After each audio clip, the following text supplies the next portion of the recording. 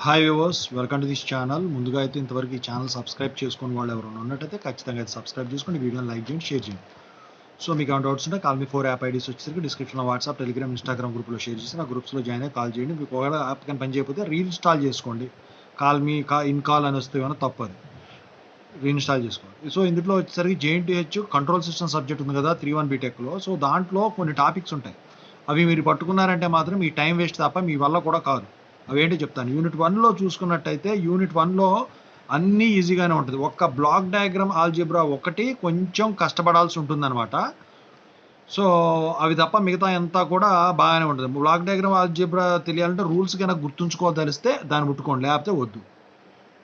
ఖచ్చితంగా క్వశ్చన్ వస్తుంది అందులో. యూనిట్ 2లో వచ్చేసరికి ఏంటంటే time response of first order system కానీ సెకండ్ ఆర్డర్ సిస్టమ్ కానీ డెరివేషన్ ఒకటి ఉంటుంది.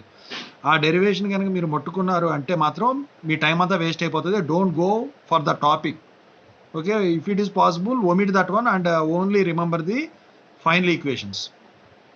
సో ఇక ఇందుట్లో వచ్చేసరికి ఇక మిగతా అన్నీ బాగానే ఉంటాయి. రూట్ లాకస్ టెక్నిక్ కానీ అన్నీ బాగానే ఉంటుంది.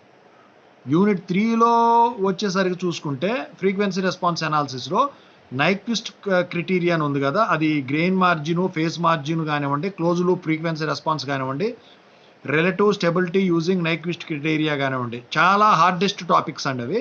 నైక్విస్ట్ స్టెబిలిటీ క్రిటీరియన్ దగ్గర నుంచి క్లోజ్ లూప్ ఫ్రీక్వెన్సీ రెస్పాన్స్ వరకు చాలా చెత్తగా ఉంటుంది.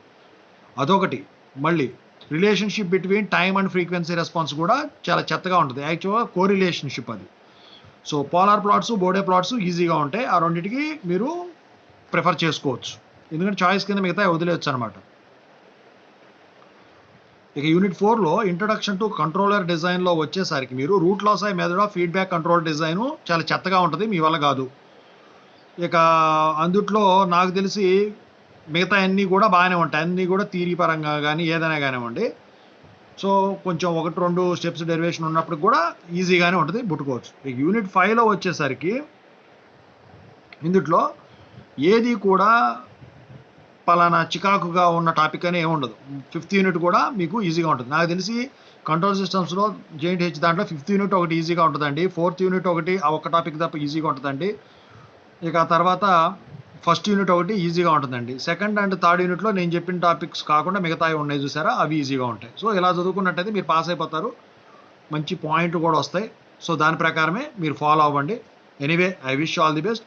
ఒకటే చెప్తున్నా, కంట్రోల్ సిస్టమ్స్ మీరు అనుకున్నట్టు ఉండదు. ఏది కూడా టఫెస్ట్ సబ్జెక్ట్స్ ఉంచుకోవద్దు, అవి చేసుకోవడానికి ట్రై చేయండి. ఓకేనా? సో డౌట్ ఉంటే కాల్ మీ 4 యాప్లో కాల్ చేయండి. Thank you so much.